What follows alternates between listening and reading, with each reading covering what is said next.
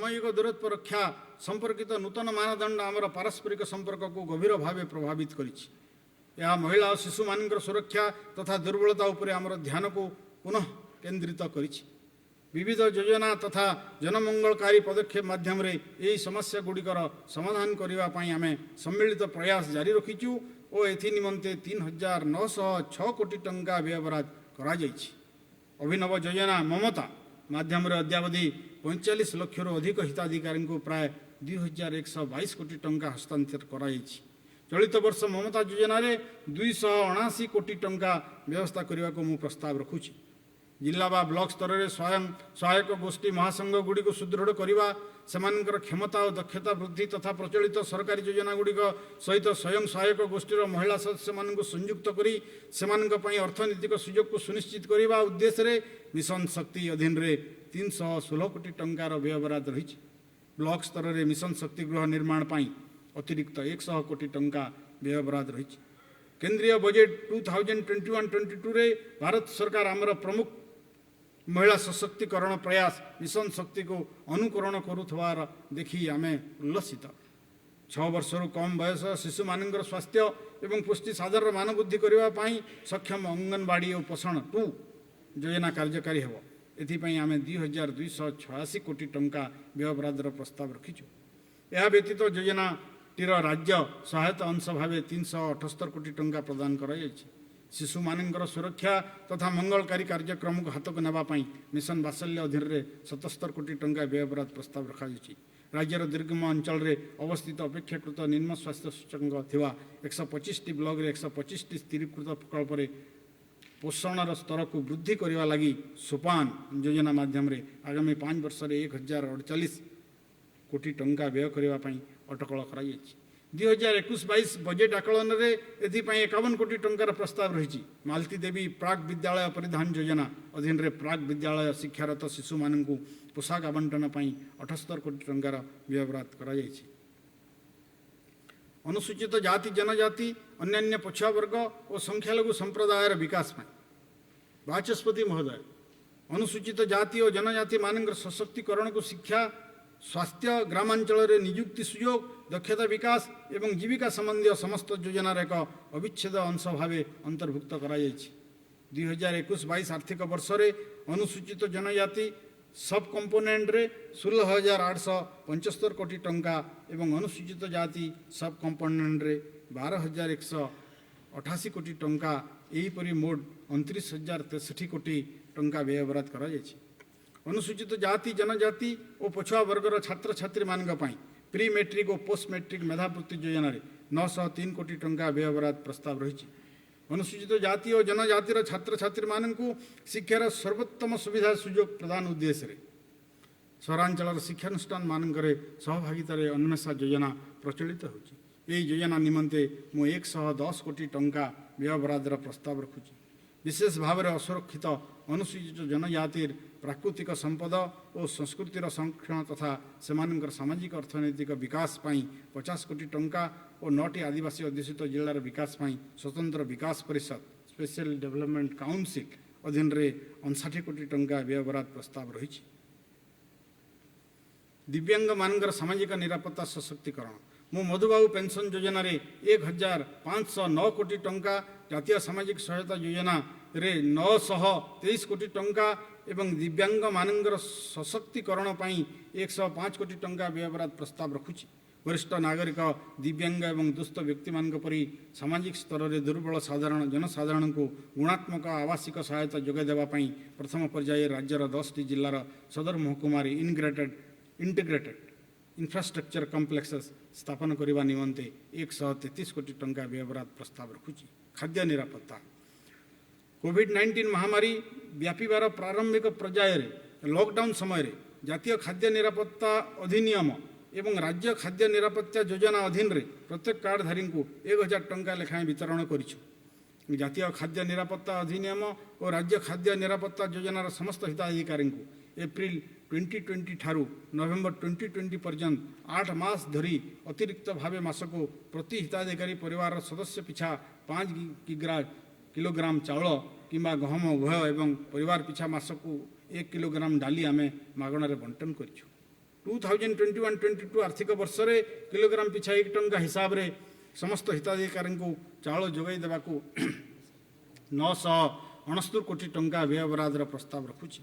शक्ति निरवच्छिन्न भाव गुणात्मक विद्युत जोगाण को सरकार एक प्रमुख भित्तिभूमि विकास कार्यक्रम भाव चिन्हित करिसेंति। 2021-22 आर्थिक वर्षर शक्ति क्षेत्र लगी 1769 कोटी टंका व्यय बराद करा जाउछि। पारादीप बंदर अंचल रे शिल्पर विकास और पीसीपीआईआर विकास हेतु भविष्य में आवश्यक होगा विद्युत जोगाई देवा उद्देश्य रे आसंता 3 वर्ष मध्य 637 कोटी टंका व्यय 400, 220 एंड 33 केवी जीआईएस सबस्टेशन प्रतिष्ठा करने लगी आम प्रस्ताव रखुचु। 2021-22 आर्थिक वर्ष में एथि निमंते 90 कोटी टंका व्यय बराद करा जायछि। ओडिशा शक्ति उत्पादन निगम ओपीजीसी रे थिबा ईएस रो 49% अंशधन किणवा पाई 2021-22 आर्थिक वर्ष में ओडिशा जलविद्युत निगम ओएचपीसी रे 500 कोटी टंकार अंशधन निवेश कराइबो। फ्लू गैस डिसल्फ्युराइजेशन प्रणाली प्रतिष्ठा तथा प्रकल्प मूल्य बाबद को ओडिशा शक्ति उत्पादन निगम को अतिरिक्त 225 कोटी टंका इक्विटी सहायता बाबद प्रदान करिवार प्रस्ताव रही। 132/33 केवी सबस्टेशन निर्माण और ग्रामांचल उच्च मानर विद्युत जोगाण पाई अणलाभजनक शक्ति भित्तिभूमिर विकास लगी ओपीटीसीएल को अंशधन सहायता बाबद 332 कोटी टंका व्यय बराद प्रस्ताव रही। मु radial to ring conversion project अधीन रे 30 कोटी टंका एवं विपर्य सहनीय विद्युत व्यवस्था डिसास्टर रिलियंस पावर सिस्टम निमंते 50 कोटी टंका व्यय बराद प्रस्ताव रखुछि। सेहीपरि भावे हाथी चल प्रचल करुथवा पथ और अंचल रे व्यवस्था सुदृढ़ीकरण लगी 120 कोटी टंकार ओ ओडीएसएसपी पाई 100 कोटी टंका प्रस्ताव रही। सड़क रेल और परिवहन सड़क संयोग विकास और अभिवृद्धि एक निर्णायक भूमिका ग्रहण करता है। 2021-22 आर्थिक वर्ष में 30 सेतु 2 रेल ओभरब्रिज एवं 1000 किलोमीटर रास्ता निर्माण कार्य संपन्न करने लक्ष्य रखी रोड डेवलपमेंट प्रोग्राम अधीन रे 2296 कोटी टंका व्यय बराद करा जायछि। मु construction improvement of road and bridges योजना रे 600 कोटी टंका एवं राज्य राजपथ उन्नयन कार्यक्रम रे 200 कोटी टंका व्यय बराद प्रस्ताव रखुछि। विजु एक्सप्रेस वे योजना जहाँकि पश्चिम ओडिशा एक अर्थनैतिक कॉरिडोर रूपे कार्य करने लगी परिकल्पित से निमंते 100 कोटी टंका व्यय बराद प्रस्ताव रखुछि। अर्थनैतिक कार्यकलाप प्रोत्साहित करने लगी एक्सप्रेस वेर समीपवर्ती अंचल रे वाणिज्यिक केन्द्र और पुंज विकास पाई परिकल्पना करा जायछि। ग्राम गुड़ी को सहरांचल प्रमुख विकास केन्द्र गुड़ी को सहित संयुक्त करने द्वारा ग्रामांचल जीवन धारण मानवृद्धि त्वरान्वित होता है। मु विजु सेतु योजना रे 912 कोटी टंका improvement and construction of RD roads and bridges रे 781 कोटी टंका एवं 716 चालू रही सड़क प्रकल्प संपूर्ण करने लगी एवं दुर्गम तथा विच्छिन्न अंचल गुड़ी को संयोग करने 142 नूतन सड़क प्रकल्प निमंते मुख्यमंत्री सड़क योजना अधीन रे 300 कोटी टंका व्यय बराद करुछि। पीएमजीएसवाई अधीन रे 4000 किलोमीटर ग्रामीण रास्ता निर्माण संपूर्ण करने निमंते मु 2000 कोटी टंका व्यय बराद प्रस्ताव रखुछि। राउरकेला जयपुर उत्केला झारसुगुड़ा ठारे विमान बंदर गुड़िक जमी अधिग्रहण निर्माण कार्य नवीकरण एवं संप्रसारण तथा विरासल ठारे थिबा एयर स्ट्रिप्र नवीकरण निमंते 100 कोटी टंका व्यय बराद करा जायछि। राज्य सरकार रेल भित्तिभूमि दृढ़ विकास उपरे गुरुत्व आरोप करछन्ति। राज्य रेल प्रकल्प गुड़िकर विकास निमंते 396 कोटी टंका व्यय बराद करा जायछि। राज्य सरकार चलित वर्ष जॉइंट वेंचर कंपनी यथा Odisha rail infrastructure development limited, Haridaspur Paradip railway company limited एवं अनुगुल सुकिंदा रेलवे लिमिटेड निमंते 50 कोटी टंका व्यय बराद करिसंति। कटक एक नूतन बस टर्मिनाल एवं ब्लॉक स्तरीय बस स्टैंड निर्माण पाई 100 कोटी टंका व्यय बराद करा जायछि। एतद व्यतीत सहरांचल सड़क परिवहन एवं बरमुंडा बस स्टैंड विकास निमंते 100 कोटी टंका व्यय बराद करा जायछि। बस क्रय करने निमंते ओडिशा राज्य सड़क परिवहन निगम रे अंशधन निवेश लगी 34 कोटी टंका, सड़क सुरक्षा पाई 20 कोटी टंका एवं समग्र राज्यर आंचलिक परिवहन कार्यालय गुड़िक आधुनिकीकरण करने 20 कोटी टंकार व्यय बराद प्रस्ताव रही। सागरमाला योजना अधीन रे बालुगाँ ठारू कृष्णप्रसाद एवं भद्रकर कनिनाली ठारू केन्द्रापड़ार तालचुआ पर्यंत संयोगीकरण मु 34 कोटी टंका व्ययबराद प्रस्ताव रखुची। साधारण प्रशासन और आईन एवं श्रृंखला जनसाधारण मध्य कोविड संपर्कित सचेतना सृष्टि एवं कोविड यथायथ आचरण विधि प्रवर्तन करिवारे आरक्षी बाहिनीर कठिन परिश्रम को आमर प्रिय मुख्यमंत्री प्रशंसा करिसेंति। मु 2021-22 आर्थिक वर्ष पई न्याय प्रदान आभ्यंतरीण निरापत्ता बजाय रखिबा अपराधिक कार्य नियंत्रण तथा निवारण अग्निजनित दुर्विपाक परिचालना और नियंत्रण इत्यादि 6424 कोटी टंका व्ययबराद प्रस्ताव रखुची। समग्र राज्य में आरक्षी कर्मचारी आवश्यक गृह आवश्यकता को मेटाइबा उपरे गुरुत्व प्रदान कराଯାଇଛି। आरक्षी अग्निशम और कारागार संगठन मान आवश्यक और अणआवश्यक गृह निर्माण निमंते 315 कोटी टंका व्ययबराद प्रस्ताव रही। एतद्व्यतीत न्यायपालिकार भित्तिभूमिर विकास लगी 165 कोटी टंका व्ययबराद प्रस्ताव रही। 64 कोटी टंका व्ययबराद रे emergency response support system dial 112 प्रचलन करा द्वारा देशव्यापी समस्त प्रकार जरूरीकालीन सेवा प्रदान निमंते डिस्ट्रेस कॉल गुड़ी को एक स्थान रे ग्रहण करा। Crime and criminal trekking network and system प्रकल्प को जारी रखा 30 कोटी टंका व्ययबराद करा। आरक्षी बाहिनी आधुनिकीकरण निरापत्ता संबंधी व्यय एवं स्वतंत्र केंद्रीय सहायता बाबद मोट 164 कोटी टंका व्ययबराद करा। राजस्व प्रशासन आधुनिकीकरण तथा लोकसेवा प्रदान व्यवस्था को सुदृढ़ करने राज्य सरकार 5T चार्टर एवं मो सरकार अधीन अनेक पदक्षेप नहीं। सरकारी कोठा बाड़ी गुड़िकर रक्षणाबेक्षण आईटी भित्तिभूमिर सुदृढ़ीकरण सरकारी जमीर सुरक्षा एवं लघु खनिज पदार्थर चोरी को रोकने 225 कोटी टंकार व्ययबराद करा। शिल्प पूर्व भारतर उत्पादन केन्द्र भाव में ओडिशार आविर्भाव दृढ़ द्रुत गति में होउछि। नूतन भाव गढ़ी उठुवा इंडस्ट्रियल पार्क एवं इंडस्ट्रियल इस्टेट पाई गुणात्मक बाह्य भित्तिभूमि यथा सड़क जल जोगाण व्यवस्था एवं विद्युत जोगाण व्यवस्थार विकास पाई इटको को 155 कोटी टंकार सहायता और इटकल रे अंशधन निवेश बाबद को 50 कोटी टंकार व्ययबराद प्रस्ताव रखुछि। मु राज्य रे लैंड बैंक प्रतिष्ठा पाई 50 कोटी टंका व्ययबराद प्रस्ताव रखुछि, जो 20 कोटी टंका ओडिशा इकोनॉमिक कॉरिडोर रो विकास निमंते आर्थिक सहायता पाई उद्दिष्ट। भद्रक धामरा ठारे बृहत बयन शिल्प पार्क विकास पाई 10 कोटी टंका, PCPIR पाई पारादीप ठारे साधारण वर्ज्य जल उपचार प्लांट निर्माण लगी 10 कोटी टंका एवं अनुगुल ठारे एक बृहत एल्युमिनियम पार्क लगी 5 कोटी टंका व्ययबराद प्रस्ताव रखुछि। ओडिया चलचित्र निर्माण और प्रसारण लगी ओडिशा चलचित्र उन्नयन निगम को 20 कोटी टंका आर्थिक सहायता प्रदान करा।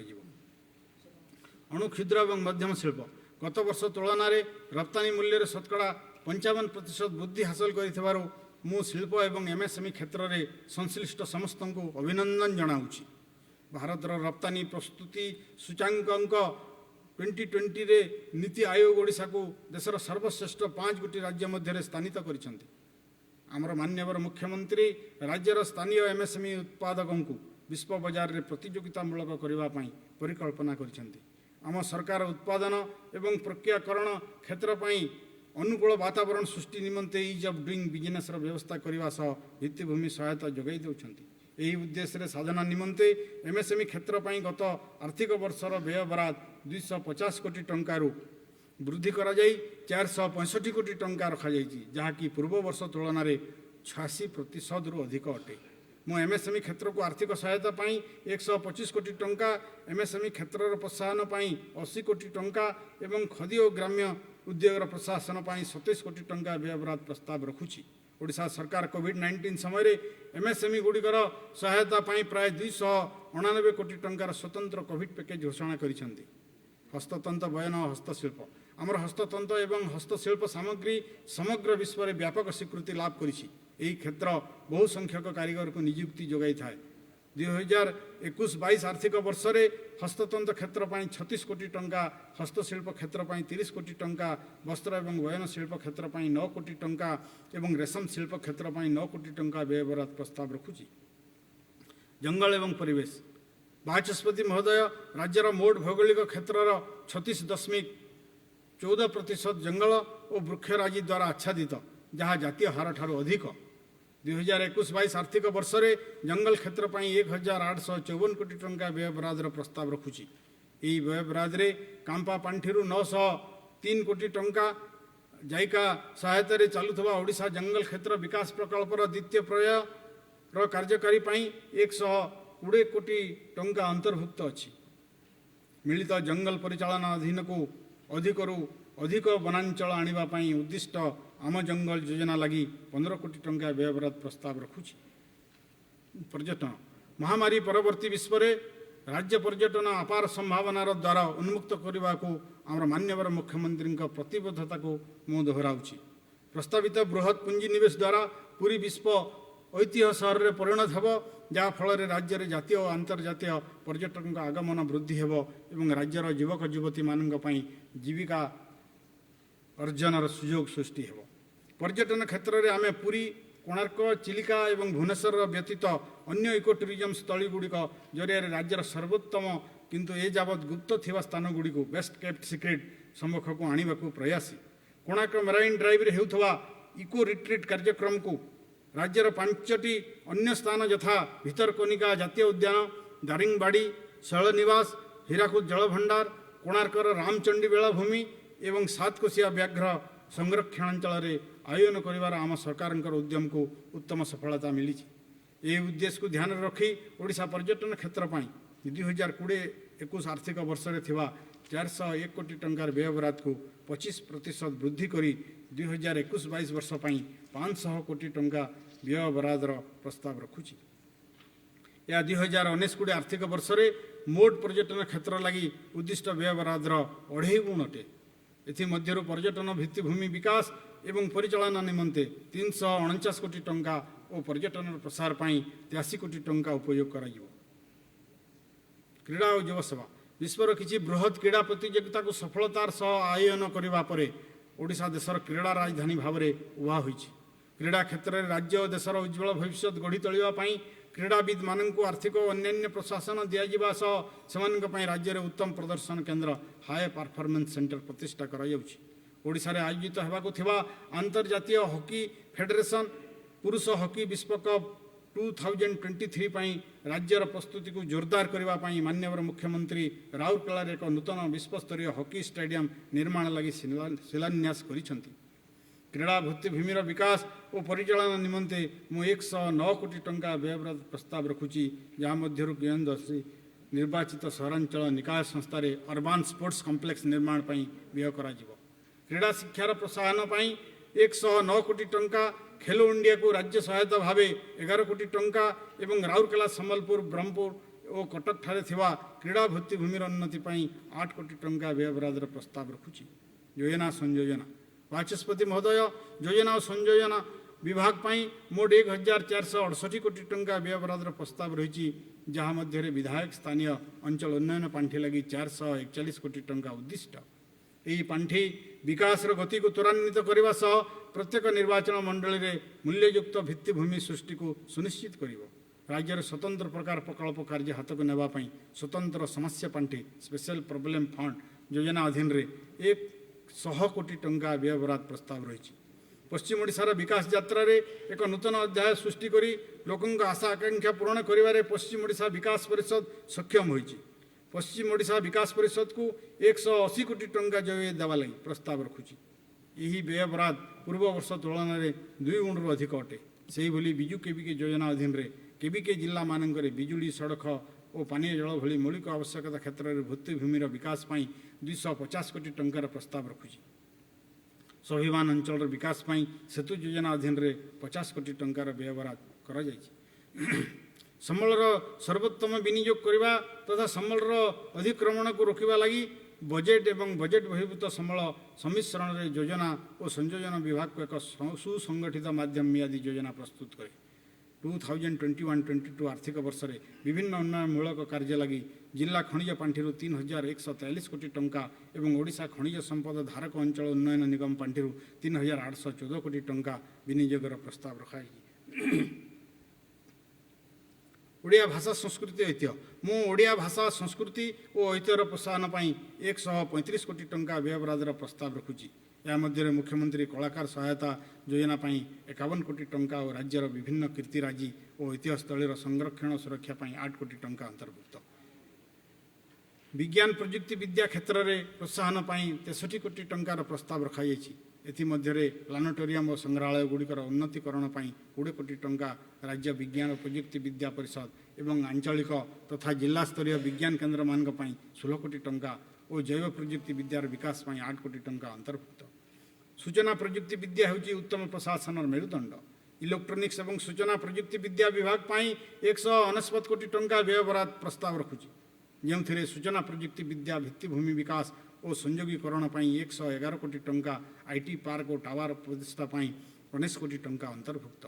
सूचना प्रयुक्ति विद्या प्रयोग एवं सेवा पर 21 कोटी टंका एवं आईआईटी भुवनेश्वर लगी 13 कोटी टंका व्यय बरादर प्रस्ताव रही।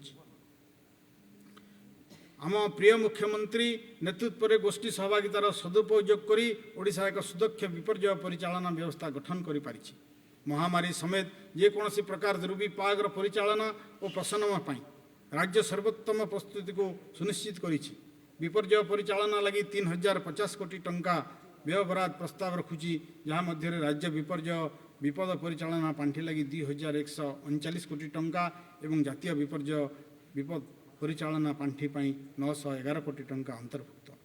आर्थिक परिचालन संस्कार बजेटर विश्वसनीयता और स्वच्छता वृद्धि पर अर्थ विभाग वेबसाइट रे बजेट संपर्कित संपूर्ण सूचना पीडीएफ फॉर्मेट सह आम व्यवहार उपयोगी एक्सेल फॉर्मेट रे मध्य प्रदान करुछु।